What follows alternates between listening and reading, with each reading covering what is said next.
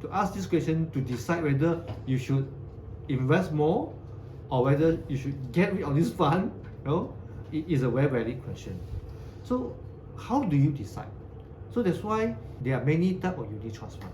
Okay, assuming that this are all Malaysia equity unit trust fund. Okay, and what we need to do is to determine whether this Malaysia equity unit trust fund that you selected, how do they perform compared to their peers, which are other Malaysia equity unit trust fund. And we also don't look at only maybe for the past 1 year. We need to look at the performance for the maybe past 3 years, 5 years as well.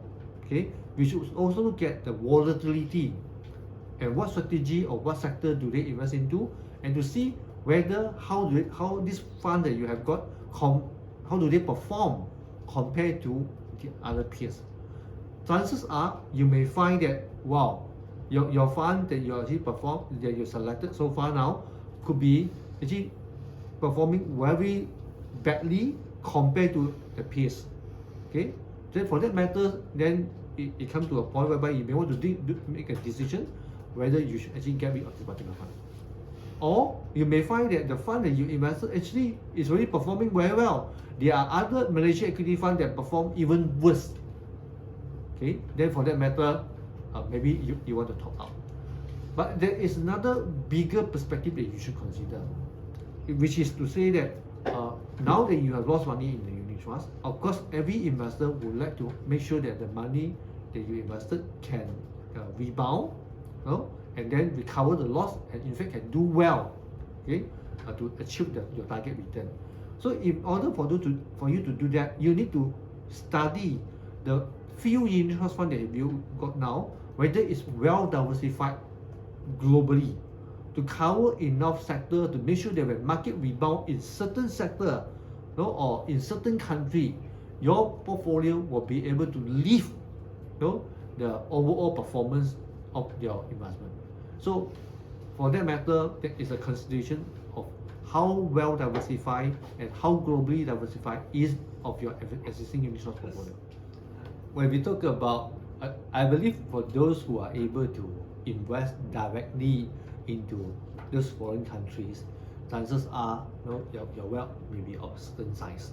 Okay, now for that matter, then when you invest directly to say UK, US or Hong Kong, Australia, certain country impose estate duty or withholding tax, there will tax on whatever investment that you have got, okay, especially when you pass away. Then the next question, what you say just now, you asked me to diversify my asset. Yeah, I follow what you say, to diversify my asset globally into different countries. But this is a problem that I face.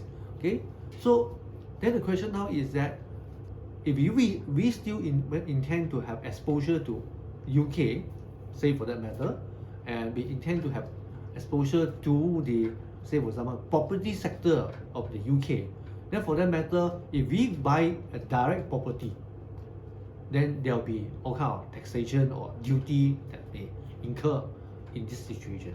Then for that matter, is there other vehicle like ETF, like robo-advisor, or like unit trust fund, okay, that can help you to access to the property sector in UK per se, and yet do not have the hassle of this kind of estate duty issue. Okay, so this is what I mean. Okay, to diversify your asset and your investment across the globe into different countries, yes, there are taxation issue, there is a limitation of knowledge and things like that. But the important thing is that don't be deterred by that. Okay, just put in what asset class that you want first, then only choose the vehicle. Whether is that you want to DIY investing yourself, or whether you want to use a professional, or whether you want to go to ETF and things like that. So same thing as well. And I believe, based on my experience of advising clients, there are ways to still achieve global diversification without having this problem, the hassle of consolidating the asset, without the problem of exposing ourselves to estate duty and taxation and things like that.